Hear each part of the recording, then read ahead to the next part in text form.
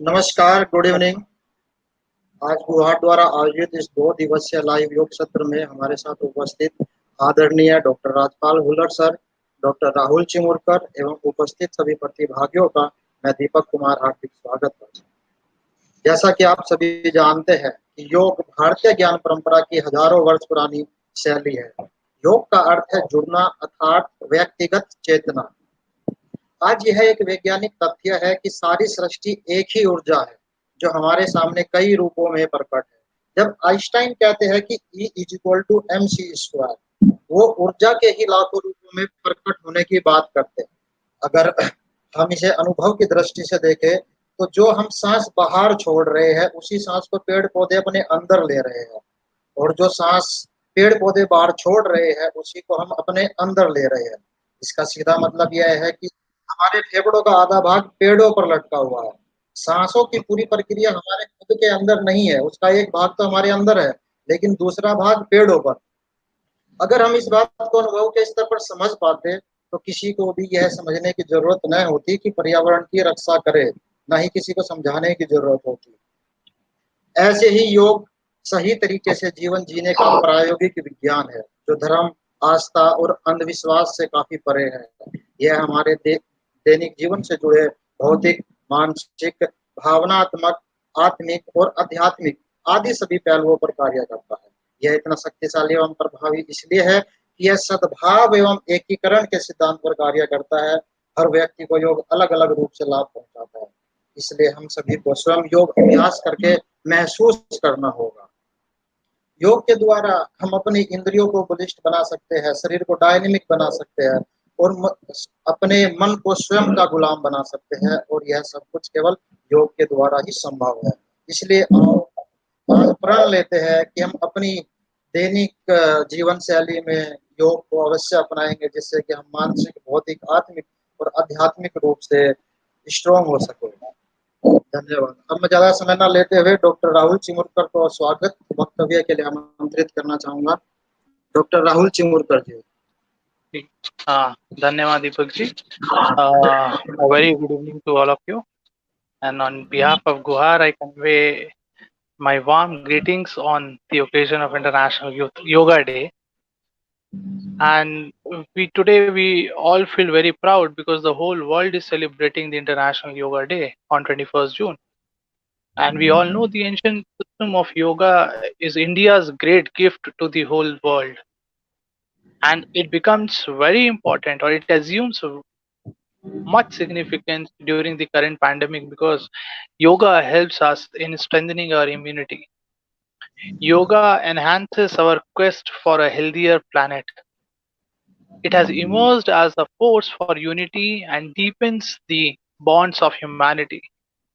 It is a 5,000-year-old remedy that provided a holistic approach to mental and physical well-being.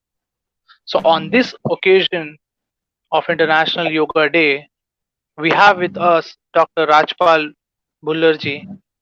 He is an acclaimed expert in yoga and has been instrumental in spreading the essence of yoga in a big way across many parts of India.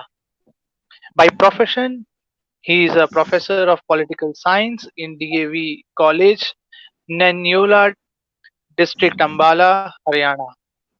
He has published 3 books and 30 research papers in various national and international journals. He is also in charge of NCC unit, Youth Red Cross, Rotary Club of his college. He has also been awarded as the Best Teacher Award by the college. So we are privileged to have you with us, sir. Over to you, sir. Thank you. Rajpal ji. जी, thank you.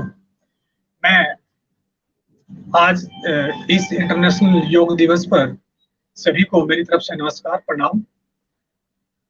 दोस्तों, जैसे doctor Deepak Kumar ji ने मुझे introduce किया, मैं कोई बहुत ज्यादा बड़ा एक्सपर्ट तो नहीं हूं, लेकिन कुछ सालों से 4-5 सालों से मैं योग कर रहा हूं। अपने जीवन में योग को मैंने अपना लिया है और मैं योग करता हूं, तो इसलिए मैं अपने अनुभव आप लोगों से शेयर करूंगा कि योग से मुझे क्या क्या लाभ मिला। और अगर हम देश का प्रत्येक नागरिक, प्रत्येक व्यक्ति योग करेगा तो किस तरह से इस हमारी इतनी पुरानी जो शिक्षा है योग की, इससे हम कैसे लाभान्वित हो सकते हैं। तो इसके बारे में बहुत ज्यादा विस्तार से बताने की अब आवश्यकता नहीं रही, क्योंकि डॉक्टर दीपक ने बता ही दिया हम सभी लोगों को कि ये जो योग है हमारे ऋषि मुनियों की हमें बहुत बड़ा उपहार है और हमने विश्व को इसको दिया है। तो आज ये किसी एक पार्टिकुलर एरिया तक, एक पार्टिकुलर रीजन तक या पार्टिकुलर कंट्री तक सीमित नहीं रहा, अपितु पूरे वर्ल्ड लेवल पर ये इसका विस्तार हो गया है और ये पूरी मानवता से कह लो हम जुड़ गए हैं। योग का जुड़ना मानवता से हो गया है, प्रत्येक ह्यूमन बीइंग से हो गया है। और जैसे डॉक्टर दीपक ने बताया कि ये तो पक्षियों से, पशुओं से और वृक्षों से भी है, यानी पूरे पर्यावरण से जुड़ गया है। तो अब हम जब योग करते देखते हैं, आज सुबह से जैसे प्रधानमंत्री जी ने योग किया, बाबा रामदेव जी ने योग कराया और प्रत्येक आर्मी वालों ने योग किया, आईटीबीपी वालों ने योग किया और देश के हर नागरिक ये लग रहा था कि वे योग कर रहे हैं। लेकिन ये बड़ा दुख होता है कई बार कि ये एक दिन की एक्टिविटी बनकर ना रह जाए, बल्कि इसको हमने जीवन में अपनाना पड़ेगा। हमारे जैसा भोजन हमारे जीवन का एक हिस्सा है, एक पार्ट है, ऐसे ही योग हमारे जीवन का एक पार्ट बन जाना चाहिए। योग का संबंध किसी धर्म, जाति या संप्रदाय से नहीं है। और एक बात और मैं बड़े ध्यान से और बड़े अनुभव से कह रहा हूं कि योग का संबंध किसी राजनीतिक दल से भी नहीं है कि ये किसी बीजेपी से संबंध है, कांग्रेस से संबंध है, आरजेडी से संबंध है, समाजवादी पार्टी से संबंध है या किसी राजनीतिक विचारधारा से इसका संबंध है। ये लेफ्टिस्ट आइडियोलॉजी से संबंधित है, राइटिस्ट आइडियोलॉजी से संबंधित है। योग का किसी राजनीति दल या राजनीतिक समूह या राजनीति से कोई संबंध ना है, ना होना चाहिए। हम प्रत्येक भारतीय नागरिक को, चाहे वो किसी भी विचारधारा को फॉलो करने वाला है, किसी भी राजनीतिक दल में वो कार्यकर्ता हो, उसको योग अपनाना चाहिए और अपने खुद को और अपने परिवार को स्वस्थ बनाना चाहिए। आज कोरोना ने हमें सिखा दिया, पूरे वर्ल्ड को आज सिखा दिया कोरोना ने कि अगर कोई इलाज है ह्यूमैनिटी का, अगर मानवता जीवित रहेगी तो योग के सहारे रहेगी, अदरवाइज अगला दूसरा कोई रास्ता नजर नहीं आ रहा। तो अब बात ये आ जाती है कि योग हमें क्यों करना चाहिए, हमें योग का अपने जीवन में हिस्सा क्यों बनाना चाहिए। ये प्रश्न बड़ा प्रमुख है। बहुत से लोग कहते हैं कि हम ग्राउंड में जाके एक्सरसाइज कर लेते हैं, हम तो जिम ज्वाइन किया हुआ है। आज से 5-7 साल पहले मैं भी खुद जाता था ग्राउंड में, मैं 3-4 किलोमीटर एक्सरसाइज भी करता था, जिम भी था। लेकिन कुल मिलाकर के पिछले 3-4 सालों से जब मुझे अनुभव हुआ कि उससे ज्यादा योग्य, ज्यादा पावरफुल, ज्यादा सपोर्ट योग से मिलता है, तो फिर मैं योग की तरफ मुड़ा। ये नहीं है कि वो चीजें गलत हैं, लेकिन एज वाइज अगर आदमी 40 एज क्रॉस कर जाता है, 30 क्रॉस कर जाता है, तो उसको योग में ज्यादा लाभ मिलेगा, ये मैं दावे के साथ कह सकता हूँ, क्योंकि मैंने अनुभव किया है।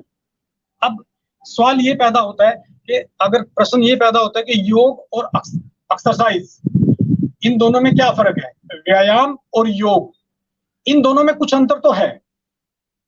एक्सरसाइज जब हम करते हैं, जैसे कि महर्षि पतंजलि ने कहा है कि भाई एक्सरसाइज जब की जाती है तो हमारे स्थूल शरीर की एक्सरसाइज होती है। बॉडी जो आप देख रहे हो हमारा प्रत्येक बॉडी, प्रत्येक शरीर, हमारा प्रत्येक व्यक्ति का शरीर 5 तत्वों से मिलकर बना है, जिसमें पृथ्वी है, अग्नि है, वायु है, जल है और आकाश है।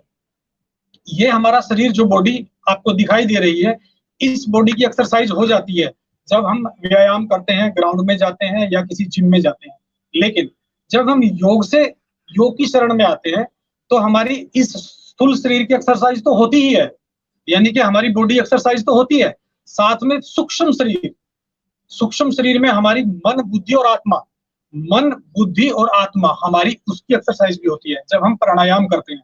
आज सुबह से प्राणायाम पे बड़ा जोर दिया जा रहा है, हर टीवी चैनल पे प्राणायाम की बात हो रही है, क्योंकि प्राणायाम से आदमी की दृढ़ इच्छा शक्ति पैदा होती है और प्राणायाम करने से हमारी इम्यूनिटी पावर बढ़ती है। प्राणायाम करने से हमारे बहुत से जो ग्रंथियां हैं, जो ग्लैंड है हमारे, उनकी सिक्रेशन होती है। हमारे, आपको पता ही है, हर व्यक्ति को ये पता है कि हमारा शरीर में जो हमारी बायोमेडिकल या जो रिएक्शंस हमारे बॉडी में खाना डाइजेस्ट करने के बाद होती हैं, उसमें ग्लैंड का बेहद रोल है। और जब हम योग करते हैं तो हमारे जो ग्रंथियां हैं, चाहे वो थायराइड ग्लैंड है, चाहे हमारा लीवर है, चाहे हमारी पैनक्रियाज है, उनका स्मूथ सिक्रेशन होता है और भोजन में मिलती है और भोजन डाइजेस्ट होता है, और जिससे हमारी मन, बुद्धि, आत्मा का भी योग होता है। यानी हम ईर्ष्या, द्वेष से दूर भाग जाते हैं और शांति की तरफ चले जाते हैं। तो हमें अगर शांति मिलनी है, अगर हमें साहस मिलना है, तो वो योग में ही मिलना है। तो योग को हमें अपनाना चाहिए। दूसरा, योग को अपनाने का लाभ क्या है, मैं एक बात और करके फिर हम योग की एक्सरसाइज स्टार्ट करेंगे। योग से प्रत्येक व्यक्ति धन कमा सकता है। आज हम जब योग की बात करते हैं तो हमारा ध्यान हमेशा सर्वप्रथम हमारा ध्यान बाबा रामदेव की तरफ जाता है, क्योंकि बाबा रामदेव जी ने पूरे वर्ल्ड लेवल पर प्रचार प्रसार किया और साथ में अपनी फार्मेसी खोली और बहुत लोगों को रोजगार दिया। आज बहुत लोग योग से जुड़ के धन कमा रहे हैं, पैसा कमा रहे हैं, रोजगार है उनका। मैं तो ये मानता हूं कि भारत का प्रत्येक नागरिक योग से धन कमा सकता है। अब प्रश्न ये पैदा होता है कि भाई योग से धन कमाएगा कैसे? योग से धन वो तब कमा सकता है क्योंकि योग करने से उसका शरीर स्वस्थ रहेगा, और जब उसका शरीर स्वस्थ रहेगा तो वो बीमार नहीं होगा। जब वो बीमार नहीं होगा तो वो हॉस्पिटल में नहीं जाएगा। जब हॉस्पिटल में नहीं जाएगा तो उसका पैसा बचेगा। हमारे देश का बहुत सा धन, गरीबों का धन और हमारी कमाई, एनुअल इनकम, हमारी मंथली इनकम का बहुत सा हिस्सा हम दवाइयों पर और हॉस्पिटल्स के खर्चों पर खर्च कर देते हैं। वो हमारा सारा धन बचेगा, और अगर हमारा वो धन बचेगा तो वो हमारी कमाई होगी। यानी कि अगर मेरे परिवार में 5 मेंबर हैं और 5 मेंबर मेरे स्वस्थ हैं, तो समझ लो मैंने बहुत कुछ बचा लिया। और हमारे तो बात भी यही है कि हेल्थ इज वेल्थ, हेल्थ ही धन है, और प्रत्येक व्यक्ति को योग के द्वारा अपना धन बचाना चाहिए। इसके साथ ही हम अब अपनी योग की जो कार्रवाई है, जो मैं डेली करता हूँ और पिछले 3 महीनों से मैं रेगुलर कर रहा हूँ, मैं चाहता हूँ कि आप लोग भी इस एक्सरसाइज को करें और इसका लाभ उठाएं। इसके लाभ भी बीच बीच में मैं आपको बताऊंगा, लेकिन योग, जैसे कि हमारे योग गुरुओं ने बताया है कि जब हम योग करते हैं तो उसको 4 पार्ट में हम बांट लेते हैं। वैसे तो महर्षि पतंजलि ने योग के 8 अंग बताए हैं हमें, जिसमें यम, नियम, आसन, प्राणायाम, प्रत्याहार, धारणा, ध्यान और समाधि, इन 8 चीजों को पूर्ण करने से योग पूरा होता है। यम नियम आपके जीवन आचार व्यवहार से संबंधित है। आसन प्राणायाम प्रत्याहार जो आपने त्यागना है, कम से कम जोड़ना है। धारणा आपकी पॉजिटिव होनी चाहिए, और तब ध्यान और समाधि आपकी लग सकती है। तो अगर हमने शुरू करना है तो हमने सबसे पहले अपने जीवन को आदर्श जीवन जीना चाहिए, अपना व्यवहार सुधारना चाहिए। फिर हमने प्राणायाम, आसन और प्राणायाम करने चाहिए। आसन में सबसे पहले हम करेंगे हल्की फुल्की एक्सरसाइज, यानी सूक्ष्म व्यायाम जिसको हम बोलते हैं। हल्की फुल्की एक्सरसाइज में हम कहां से शुरू करते हैं? मैं खड़े होकर थोड़ी सी हल्की फुल्की एक्सरसाइज यानी वार्म अप करता हूँ अपने आप को, आपको पता चलेगा। डायरेक्ट आसन कर सकते हैं, लेकिन डायरेक्ट आसन करने से पहले ये मेरा मानना है कि हमें थोड़ा सा अपने आप बॉडी को थोड़ा सा हिला जुला लेना चाहिए। अगर हिला डुलाएंगे बॉडी को, थोड़ी वार्म होगी बॉडी, और वार्म होने से पहले हम थोड़ा सा हल्के से हम अपनी बॉडी को जंप देंगे। जंप देते हुए हम अपनी बॉडी को हिलाएंगे ताकि हमारे सारी बॉडी के मसल्स थोड़े रिलैक्स हों। डांस करते हुए भी दिखला सकते हैं हम इसको।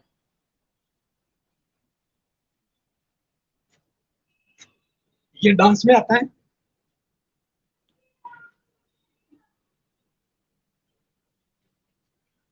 जंप भी कर सकते हैं।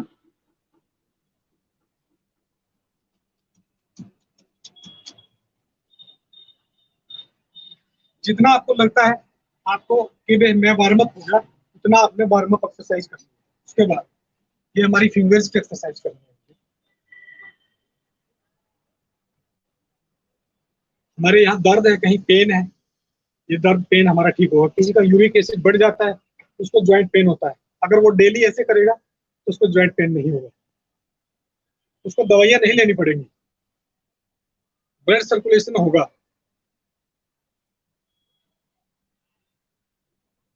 हम इसको खींचेंगे, इससे हमारी जो आर्टरीज हैं, वेन है, जो मसल्स हैं, स्ट्रेचिंग होगी।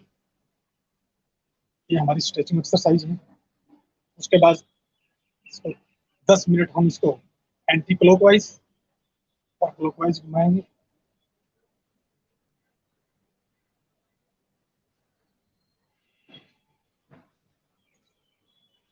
उसके बाद हमारे शोल्डर हैं, ये शोल्डर, इन शोल्डर को सांस भरते हुए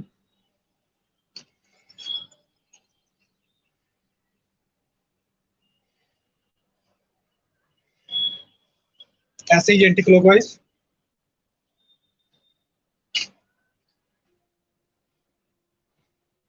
कोई भी हमारे शोल्डर का पेन है, अगर आप इसको 20 टाइम्स डेली करेंगे क्लॉकवाइज एंटी क्लॉकवाइज तो आपका ठीक हो जाएगा। मुझे 5 साल में कहीं कोई इस तरह की कोई दर्द महसूस नहीं हुआ जब से मैं डेली योग कर रहा हूँ। उसके बाद हमारी गर्दन की एक्सरसाइज, ये हमारी नेक जो है इसके मसल्स वीक हो जाते हैं, तो हमने इसको सबसे पहले इस हाथ से हमने स्ट्रेच करना है, फिर यहाँ से स्ट्रेच करना है, फिर थोड़ा आगे से दबाव देना है हथेली पर, फिर पीछे से। ये हमारी गर्दन के लिए एक्सरसाइज है। इसको हम श्वास के द्वारा भी कर सकते हैं।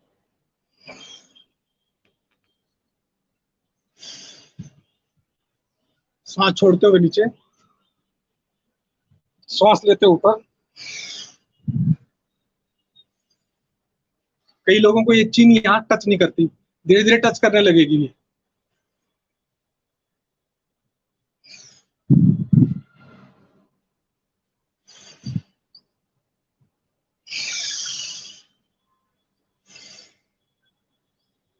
उसके बाद गर्दन को लेफ्ट राइट टर्न करना है धीरे धीरे, जितना हो सके।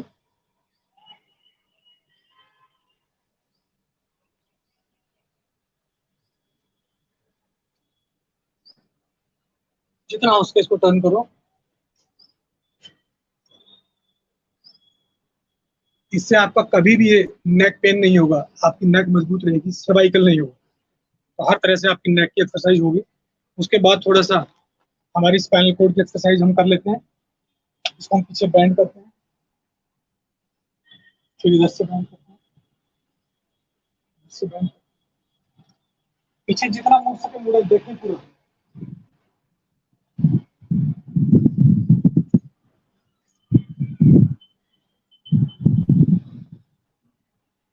ये आपकी स्पाइनल कोड की मूवमेंट चल रही है इसमें।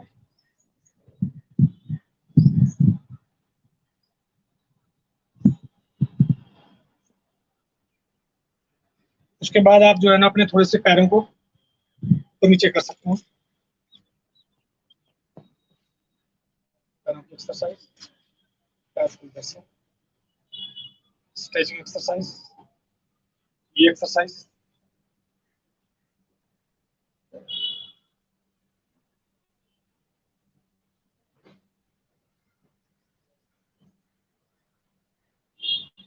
ये पैर से लेकर घुटने की एक्सरसाइज थोड़ी कर सकते हैं हम लोग, थोड़ा सा एंटी क्लॉकवाइज।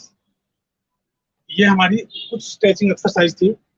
इसके बाद हम खड़े होकर करने वाले कुछ सूक्ष्म व्यायाम है, छोटे एक्सरसाइज है, वो खड़े होकर वो कोई भी कर सकता है। आज जो हम जो ये आसन करेंगे, ये आसन इतने टफ आसन नहीं है। ये आसन कोई भी किसी भी एज का, 20 साल से लेकर के 70 ईयर्स 80 ईयर्स तक का कोई भी व्यक्ति इन आसन को कर सकता है और अपनी हेल्थ को मेंटेन कर सकता है। तो हमारे जो स्टैंडिंग में कुछ आसन है, जैसे कि सबसे पहले ताड़ आसन, ये बच्चे भी कर सकते हैं, अपनी हाइट भी बढ़ा सकते हैं इससे। और जो बुजुर्ग हैं उनके हार्ट में किसी भी तरह की ब्लॉकेज है वो खुल जाती है, क्योंकि आपकी छाती बिल्कुल फूल जाती है इससे हवा भर के।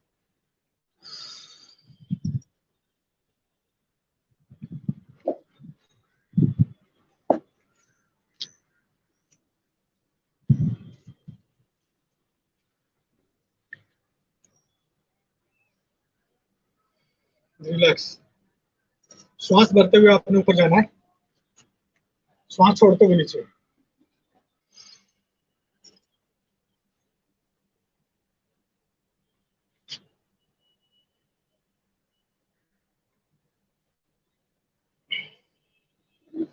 जितना ऑक्सीजन खुलेगी उतनी आपकी हार्ट की ब्लॉकेज खुलेगी। कभी आपका हार्ट कमजोर नहीं होगा, हाइट आपकी बढ़ेगी।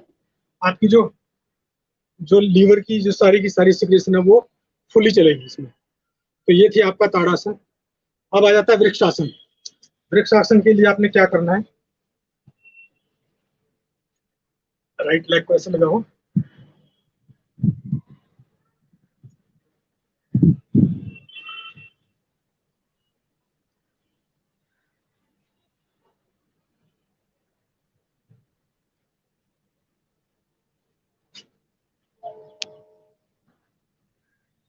डाउन।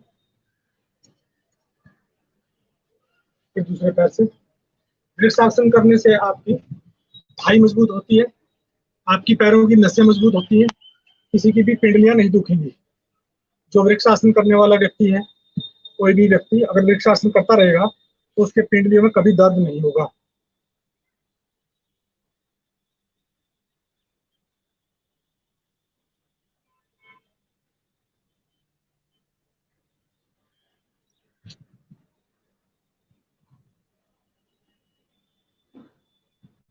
इसकी एक्सरसाइज आधे से 1 मिनट तक करनी है।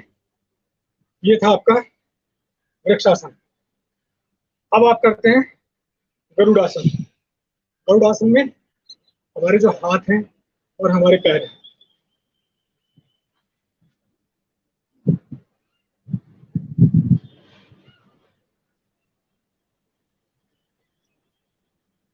ये था हमारा गरुड़ासन। इसको हम दूसरे पैर से भी कर सकते हैं ऐसे।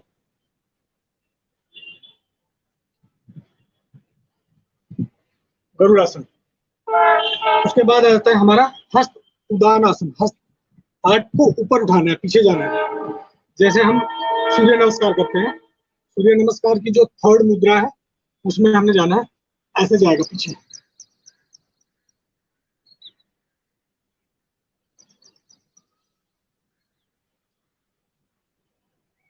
स्पाइनल कॉर्ड पे फील करो, जो पेन है जो आपका नीचे जल चक्र स्पाइनल कॉर्ड पर 3 बार करो।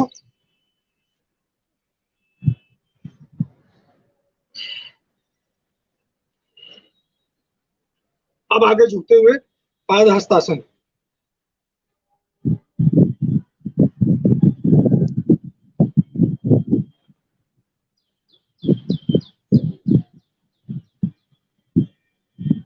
यहाँ ठहरे।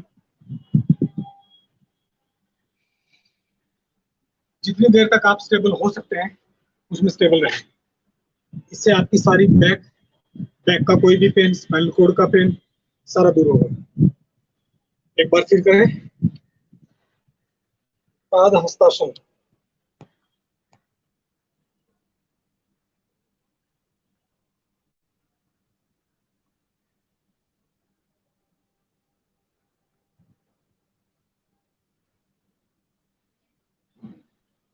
इससे आपके फेफड़े मजबूत होते हैं, शोल्डर मजबूत होते हैं और आपके सारे थाई और लेग्स सब मजबूत होते हैं। ये हमारी जो थे ऐसे 5 आसन जो हम खड़े होके कर सकते हैं। अब कुछ आसन ऐसे हैं जो हम बैठ के करेंगे। सीटिंग एक्सरसाइज, जो बैठने वाली एक्सरसाइज है। ये हम आसन जब करते हैं तो हम बॉडी को स्ट्रेच करते हैं, मसल्स को स्ट्रेच करते हैं, आर्टरीज हमारी स्ट्रेच होती है, हमारी वेन्स स्ट्रेच होती है, ब्लड सर्कुलेशन बढ़ता है। और इसके सारे बढ़ने से हमारा हार्ट में कभी भी कोलेस्ट्रॉल लेवल नहीं बढ़ेगा, किसी को हार्ट की प्रॉब्लम नहीं होगी। ये और अच्छा फील करोगे, आपका बॉडी का स्टेमिना बढ़ेगा। तो अब इसके बाद हमारा आ जाता है बैठ के करने वाले आसन। कुछ हम बैठ के करने वाले आसन करेंगे और बीच में सूक्ष्म व्यायाम भी करते रहेंगे। सूक्ष्म व्यायाम में थोड़ा सा पहले थोड़ा स्ट्रेच कर लो इसको। ये हमारा सूक्ष्म व्यायाम हो जाता है बीच बीच में।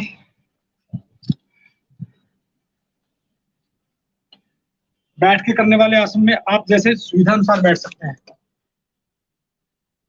कोई जरूरी नहीं है कि पद्मासन लगाएं, कुछ लोग लगाते भी हैं, ऐसे लगा सकते भी हैं पद्मासन, लेकिन कुछ पद्मासन में नहीं बैठ सकते। तो पद्मासन में नहीं बैठ सकते, इस तरह से आसन नहीं लग सकता, तो वो सिंपल आसन लगा करके एक्सरसाइज कर सकते हैं।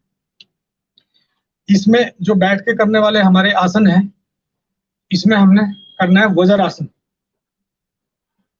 वज्रासन में क्या होगा, ये हमारा वज्रासन है।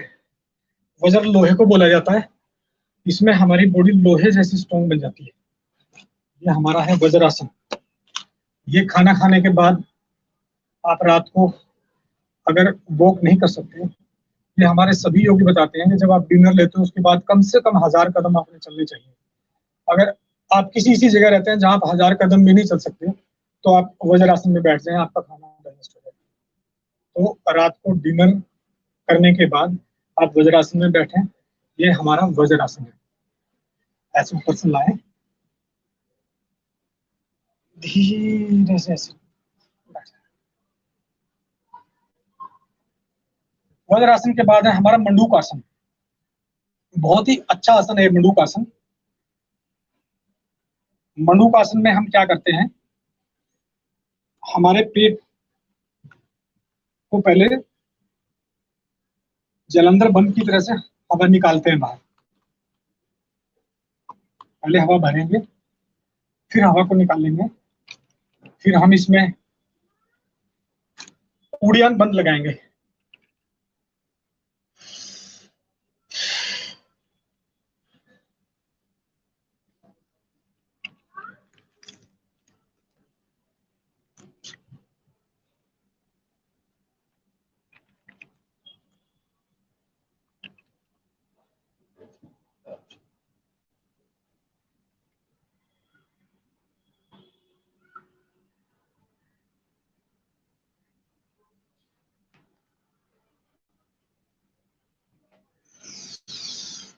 आधे से 1 मिनट तक इसमें ठहर सकते हैं।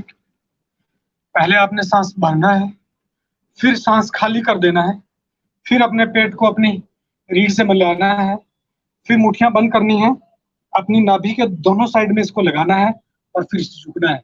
जो ये कर सकता है उसके करने से, हमारे मंडूकासन करने से हमारी जो पेनक्रियाज है वो एक्टिव हो जाती है। पेनक्रियाज एक्टिव हो जाती है, हमारा लीवर एक्टिव हो जाता है, हमारी इंटेस्टाइन कभी सारा हमारा जो चक्र है, ये अग्नि चक्र है, ये एक्टिव हो जाता है। हमें कभी भी डाइजेशन की प्रॉब्लम नहीं रहती, कभी गैस नहीं बनती।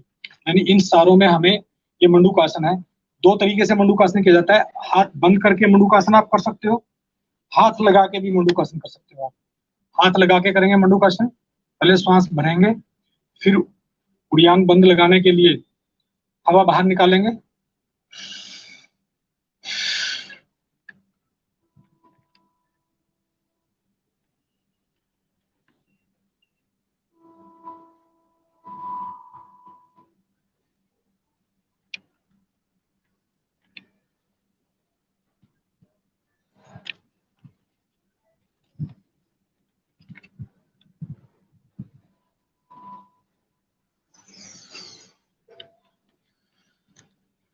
ये दोनों तरह का मंडूकासन हम कर सकते हैं। जिनको भी डायबिटीज है उनके लिए बहुत लाभकारी है। जिनकी स्प्लीन की प्रॉब्लम है, पैनक्रियाज की प्रॉब्लम है, लीवर की प्रॉब्लम है, वो कभी होगी नहीं। लेकिन जिसने ऑपरेशन कराया वो इसको ना करे, यानी डॉक्टर के परामर्श के अनुसार करे, या पहले अपने आप को ठीक करे बाद में करे। लेकिन इससे कभी कोई बीमारी होने वाली नहीं है। मैं इसको पिछले कई सालों से मैंने आजमाया हुआ है। अब इससे आगे आ जाता है हमारा आसन गोमुख आसन। ये हमारे सारे बैठ के करने वाले आसन हैं। गोमुख आसन बहुत अच्छा आसन है। गोमुख आसन, ये गोमुख आसन में ऐसे बैठा जाता है और हाथ ऊपर, कमर सीधी। गोमुख आसन में बैठने से आपके जो आपकी किडनी है वो बिल्कुल साफ रहेगी, किडनी बिल्कुल सही रहेगी, किडनी की कोई प्रॉब्लम नहीं होगी। गोमुख आसन में आपकी रीढ़ की हड्डी भी सीधी रहेगी, आपके शोल्डर सही रहेंगे, आपका हार्ट सही रहेगा। यानी बहुत ही इफेक्टिव है। आप इसको दूसरे पैर से भी कर सकते हैं गोमुख आसन को।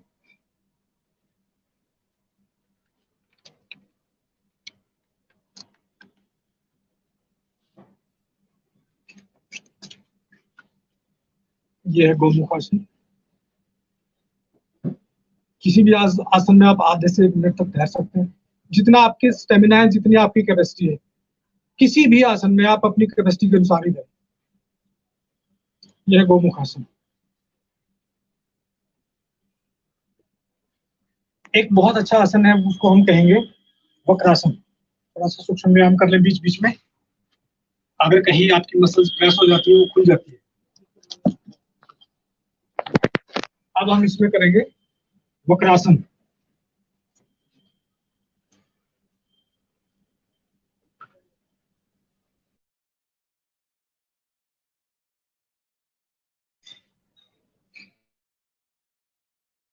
ये है बहुत अच्छा आसन है। इसको मस्तेंद्र आसन भी कहते हैं। मस्तेंद्र नाथ योगी इसको करते थे, उनके नाम से इसको मस्तेंद्र आसन भी कहा जाता है, वक्रासन भी कहा जाता है, मत्स्यासन भी कहा जाता है।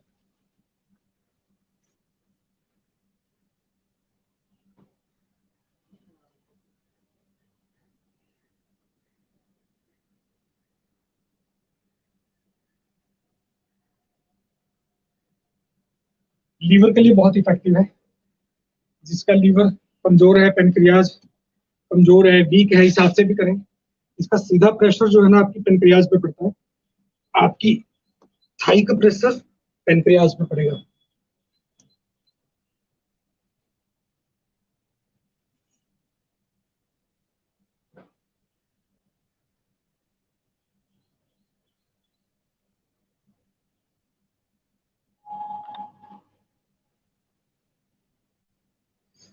ये था वक्रासन। ये हमारे कुछ आसन थे सीटिंग एक्सरसाइज, जो बैठ के करने वाले आसन थे। इसके अलावा हमारे कुछ आसन पीठ के बल, कुछ आसन पेट के बल लेट के करने वाले हैं, वो हम कल के सेशन में लेंगे। आज हम जो है इसको आगे हम प्राणायाम की तरफ लेके चलेंगे। यानी इतने आसन करने के बाद आपको काफी कुछ लाभ मिल जाता है। यानी आपको आपकी जो किडनी है, आपका जो लीवर है, आपकी जो पेनक्रियाज है, इंटेस्टाइन है, आपके लंग्स हैं, सबकी एक्सरसाइज हो जाती है। अब प्राणायाम पे बहुत जोर है। सुबह से जितने भी हमारे आसन करने वाले हैं, जितने टीवी पे बड़े बड़े योगी आए, उन्होंने सबने कहा कि हम अगर कोरोना से लड़ाई लड़नी है तो प्राणायाम करो। अब दोस्तों, प्राणायाम से हम अपनी इम्यूनिटी बढ़ाते हैं और प्राणायाम से हम ऑक्सीजन इनटेक बढ़ाते हैं।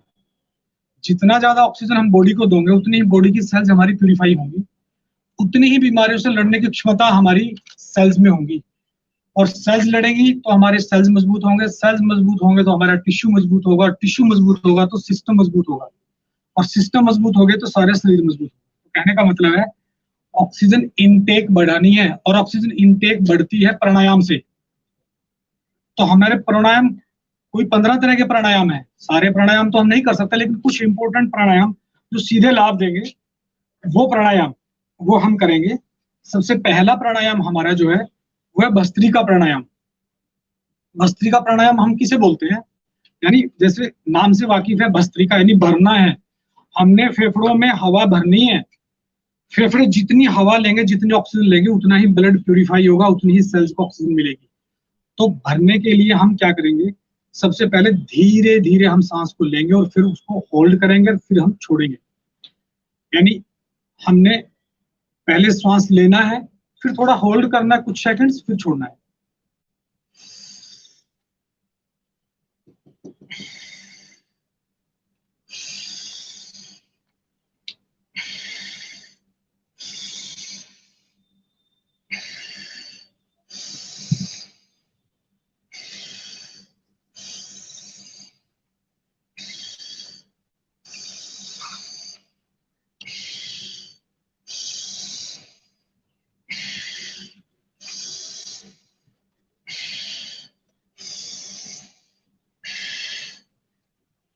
हवा लेनी है, थोड़ा होल्ड करनी है, छोड़नी है। इससे हमारी पूरे मसल्स को, पूरे हमारे लंग्स को पूरी हवा मिलेगी, पूरी ऑक्सीजन मिलेगी, ऑक्सीजन इनटेक बढ़ेगा। ये था हमारा भस्त्रिका प्राणायाम फर्स्ट।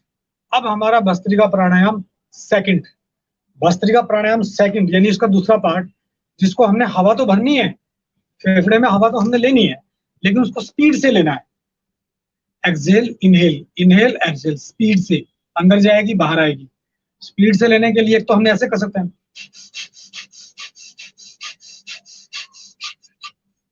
ये भी एक तरीका है। दूसरा तरीका हमारा है जिससे हमारी हाथों की एक्सरसाइज भी होगी और हमारे फेफड़ों में हवा भी ज्यादा जाएगी। ये हमारा है तरीका जिससे हम ऊपर जाएंगे, हवा छोड़ेंगे, नीचे जाएंगे, भरेंगे, नीचे छोड़ेंगे, ऊपर भरेंगे। झटके से छोड़ेंगे और झटके से ही भरेंगे। इससे हमारी हाथों की मसल्स की एक्सरसाइज भी होगी।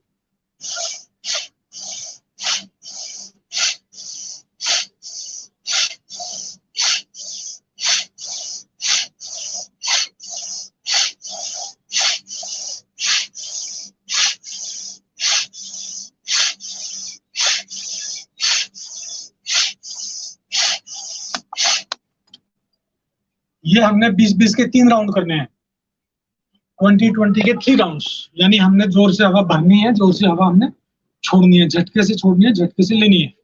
और जो भी प्राणायाम हम करते हैं उसमें हमारी आंखें बंद हो, हमें लाभ जब मिलेगा जब हमारी आंखें सरलता से बंद हो, बहुत प्रेशर से हमने आंखों को बंद नहीं करना, बड़े आराम से हमारी आंखें बंद हो, हमारा फोकस हो पहले ही कि जो हम कर रहे हैं उसको हमें ज्यादा से ज्यादा लाभ मिले। ये था हमारा भस्त्रिका प्राणायाम सेकंड। अब आ जाता है इसमें open the door. Open the door pranayama. Open the door में हमने क्या किया है, हम अपने हाथों को ऐसे बंद कर लेते हैं, ये हमारे गेट बंद है और इस गेट को हमें दरवाजों को क्या करना है, खोलना है। ये ध्यान रखना है कि हमारे ये कोहनी और ये कंधा ये एक लेवल पर हो, ना ये ऐसे हो ना वो ऐसे हो, इस लेवल पर हमारे हो तो हमें ज्यादा लाभ मिलेगा। और हमने जोर से हवा भरनी है, ऑक्सीजन इनटेक बढ़ाना है आपको।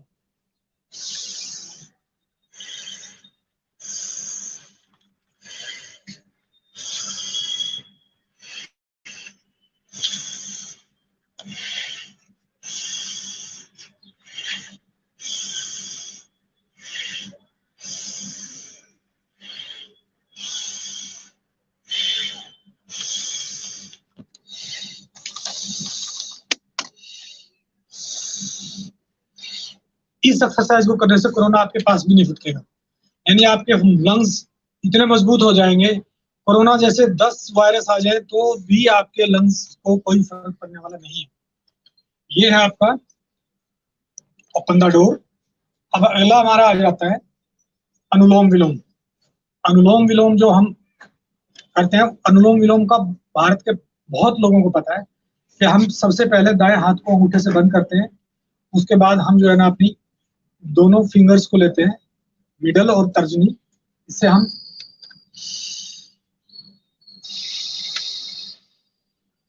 जिससे हवा बाहर जा रही है उसी से हमने लेनी है।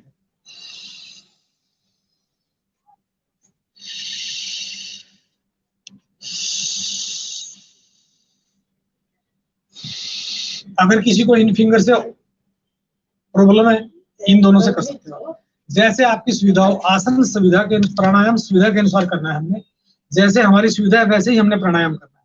अगर हम इनसे कर सकते हैं इनसे करो, लेकिन लाभ मिलना चाहिए। हमें इनटेक बढ़ाना है। जिसने अनुलोम विलोम कर लिया उसको कभी कोलेस्ट्रॉल जमा नहीं होगा, उसको कभी हार्ट की बीमारी हो ही नहीं सकती।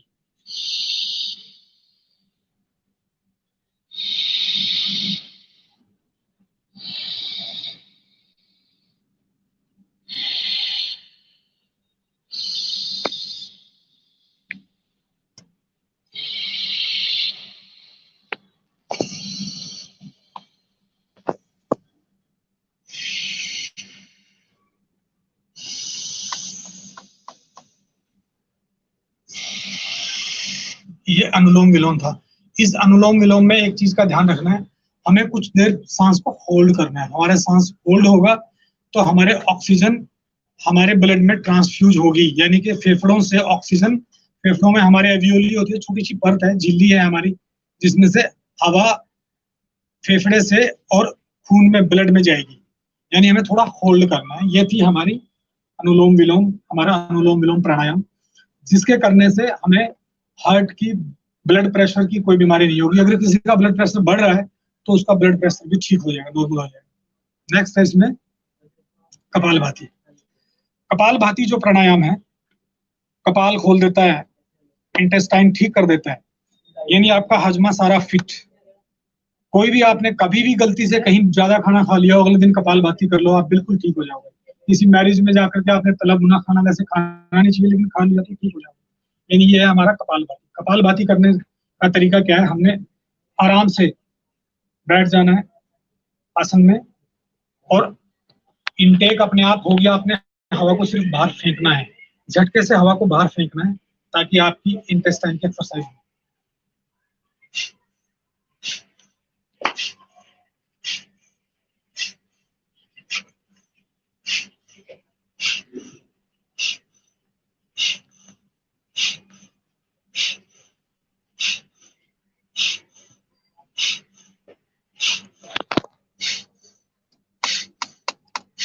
अब चाहो तो इसको 2 मिनट कर लो, 3 मिनट कर लो, गिनती करके कर लो, 50 बार कर लो, 100 बार कर लो, जितनी देर आप इसको करोगे उतना ही आपको लाभ मिलेगा। प्राणायाम का ये फायदा है, प्राणायाम आप थोड़ा करो, ज्यादा करो, जैसी आपकी कैपेसिटी करो, हर तरह से प्राणायाम का लाभ तो मिलना ही है। आप चाहो तो कपालभाति अपने ऑफिस में कर सकते हो, कहीं भी, बस खाने का और आसन का, प्राणायाम का 4 घंटे का डिफरेंस होना चाहिए। आपने जब भी भोजन लिया उसके 4 घंटे बाद आप प्राणायाम कर सकते हो, आसन कर सकते हो। प्राणायाम तो आप जहां मर्जी करो, इनका ये भी लाभ है प्राणायाम करने का। नेक्स्ट आ जाता है हमारा भ्रामरी प्राणायाम। भ्रामरी प्राणायाम ऐसा प्राणायाम है जो आपकी सारी नर्व्स को खोल देगा। किसी के सिर में दर्द है, किसी को टेंशन है, किसी को स्ट्रेस है, किसी भी तरह का स्ट्रेस आपके ब्रेन में है, आप भ्रामरी प्राणायाम कर लो, आपका ठीक हो जाएगा। आपको थायराइड की प्रॉब्लम है, आपकी थायराइड की प्रॉब्लम ठीक हो जाएगी। आपको नाक में कोई दिक्कत है, वो आपकी ठीक हो जाएगी। यानी भ्रामरी प्राणायाम भावरे की तरह से हमने गुंजन करते हुए हवा को छोड़ना है। पहले हमने ऑक्सीजन लेनी है, सांस भरना है, श्वास भरने के बाद हमने गुंजन करते हुए उसको छोड़ना है। हमारी एक माथे पर, 2 हमारी फिंगर्स यहाँ, एक मुंह पर, और इससे हमने क्या करना है, कानों की टिप्स को ऐसे हल्के से बंद कर लेना है, ऐसे टिप बंद कर लेना है। ये हमारी आ गई यहाँ, ये आंखों पर, और अब हमने श्वास लेना है, रीढ़ की हड्डी आपकी सीधी रहे।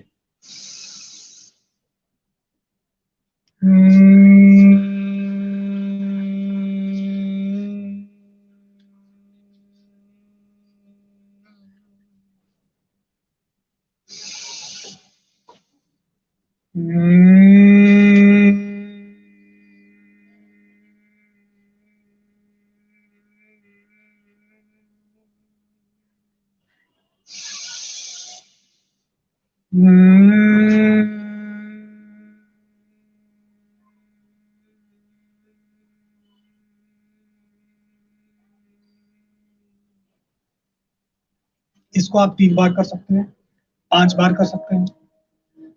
इसके करने से आपका सारा ब्रेन की जो टेंशन है वो सब दूर, आपकी ब्लड कैपिलरी जो छोटी छोटी ब्रेन को ब्लड सप्लाई करती है वो सारी खुल जाती है। यानी कि हमें भ्रामरी प्राणायाम। उसके बाद हम ओम करेंगे। ओम, ओम को गॉड कहा जाता है, क्योंकि जब आप ओम करते हैं तो हमारी पूरा थायराइड, पूरा पिट्यूटरी ग्लैंड तक सारी एक्सरसाइज हमारी होती है।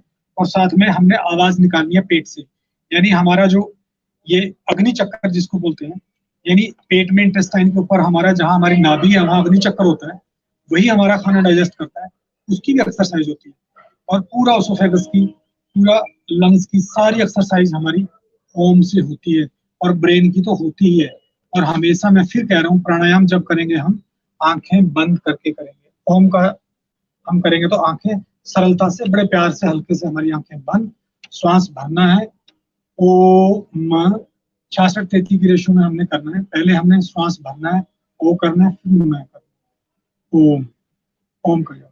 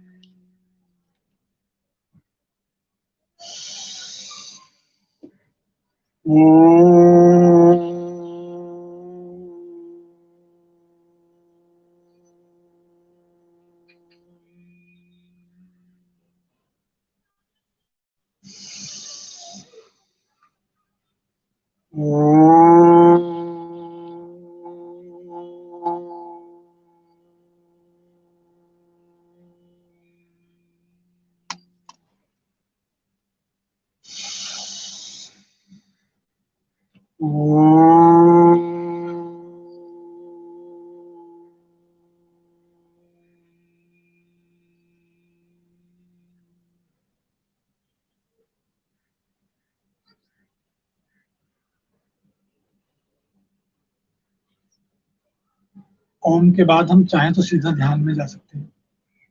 हम 5 बार ओम कर सकते हैं, 5 से ज्यादा बार कर सकते हैं। उसके बाद मन मन में ओम कर सकते हैं, मन मन में बिना बोले आप ओम करें, होठों से आवाज ना आए पर ओम करें।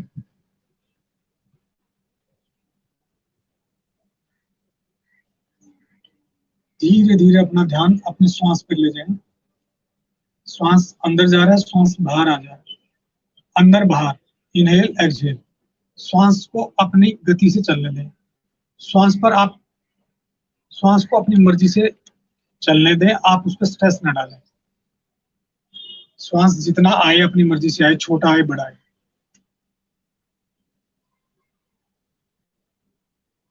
श्वास के द्वारा ध्यान में जाने की ये प्रक्रिया है। आप श्वास के द्वारा ध्यान में जा सकते हैं।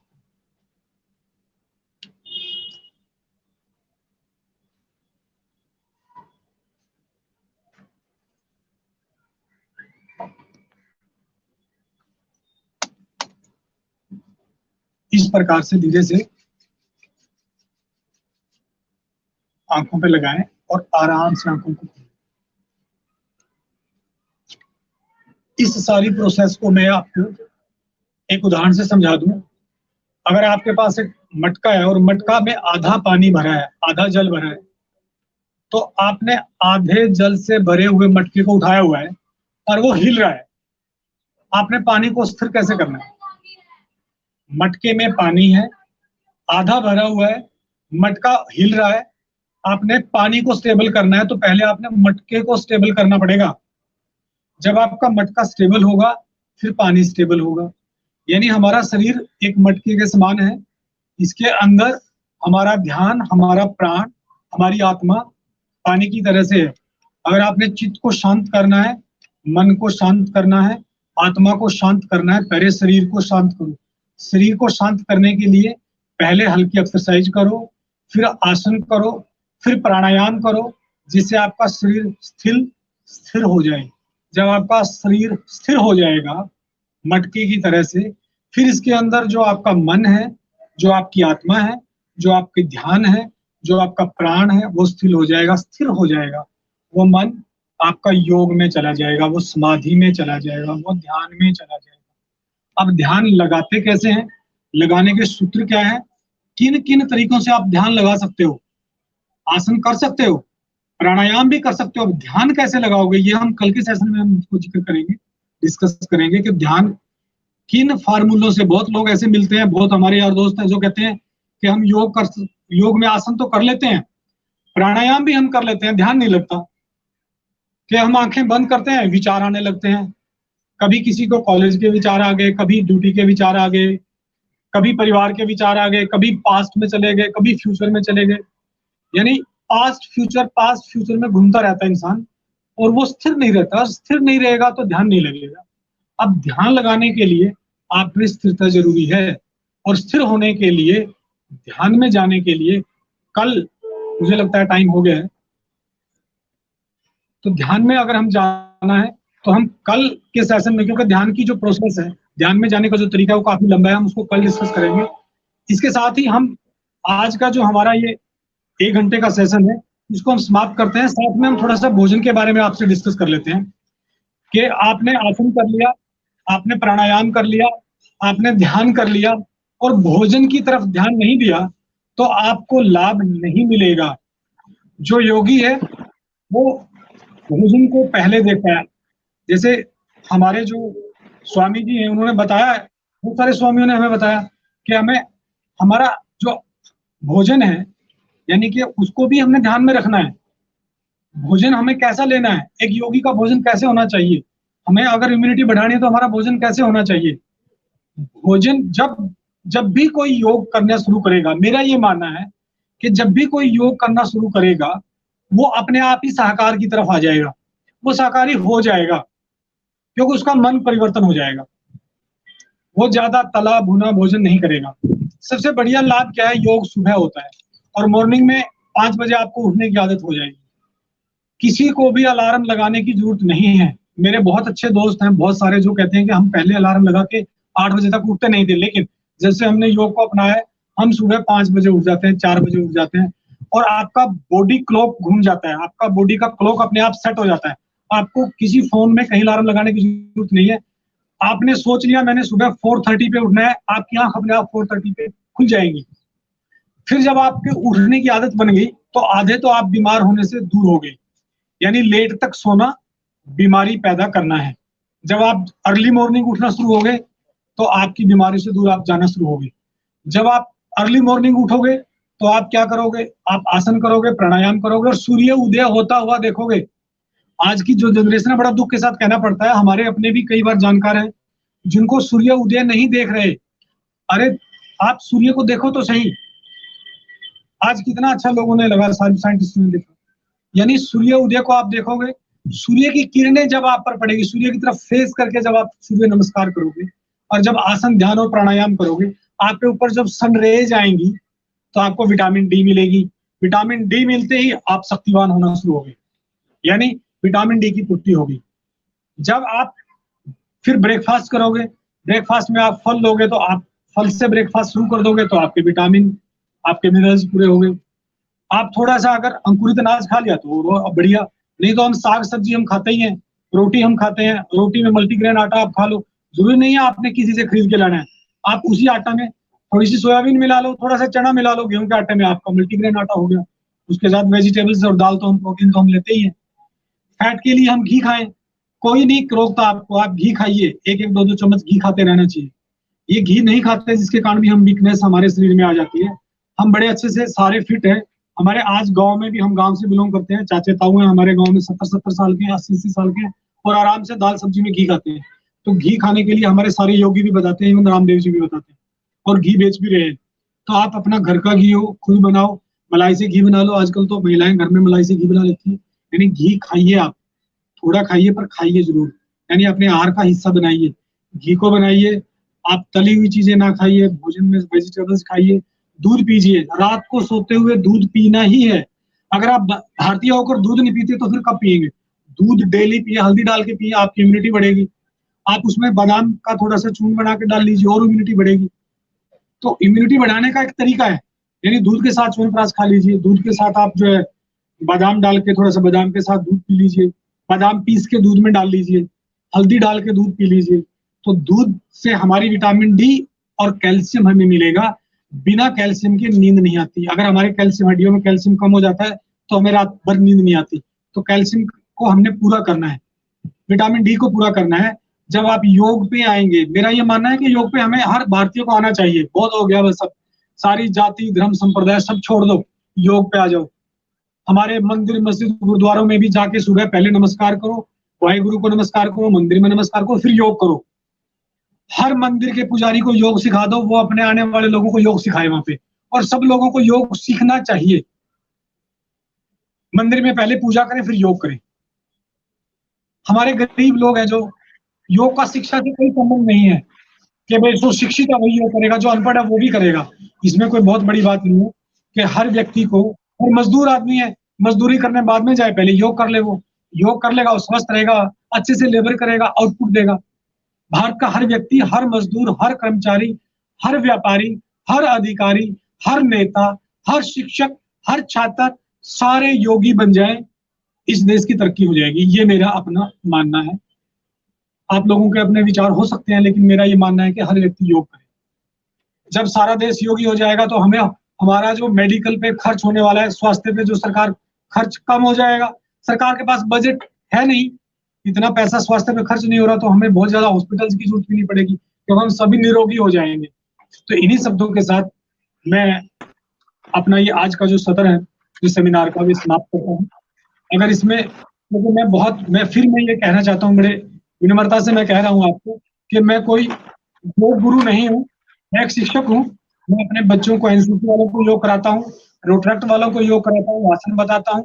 ये मेरी डॉक्टर दीपक से बात होगी, उन्होंने कहा कि आप हमारे साथ हमारा एक सेशन कर दीजिए, तो मैंने उनके सर स्वीकार किया, मेरे छोटे भाई ने। तो अगर इसमें कोई आपको लगता है कि कमियां हो सकती है, कमियां हो, लेकिन आप उसको ढूंढ लीजिए। आपको हर जगह योग के लिए आपको वीडियो मिल जाएंगी, आप उनको देख के कर लीजिए। बात योग करने से है, योग के जुड़ने से है। योगी बनिए, देश का कल्याण कीजिए, देश में बहुत बड़ा कंट्रीब्यूशन होगा, हमारा बहुत बड़ा योगदान होगा अगर हमारे कहने से 50 लोग योग करते हैं। इन्हीं बातों के साथ जय Hind. Thank you very much Rajpal sir, काफी अच्छा सेशन रहा हमारा, और आशा है कि जितने भी पार्टिसिपेंट्स हमारे साथ जुड़े सबको डेफिनेटली इससे लाभ होगा। मैं फेसबुक पे मैं देख पा रहा हूँ हमारे साथ डॉक्टर दीपंकर लामा जी भी जुड़े हुए हैं। डॉक्टर दीपंकर लामा जी काफी समय से विपස්සना और योगा की प्रैक्टिस करते रहे हैं और नव नालंदा महाविहार में असिस्टेंट प्रोफेसर है। वेरी तो मैं गुड, बहुत अच्छा। कोशिश करूंगा कि डॉक्टर लामा जी के साथ भी हम एक दिन मेडिटेशन को लेकर के सेशन रखें। बहुत बढ़िया sir. Thank you very much sir. कल फिर मिलते हैं हम 6 बजे। हाँ, छत पे मिलेंगे और कल हम जो है उसको कंप्लीट करेंगे। Thank you. Okay sir, thank you very much अच्छा सर। निराला।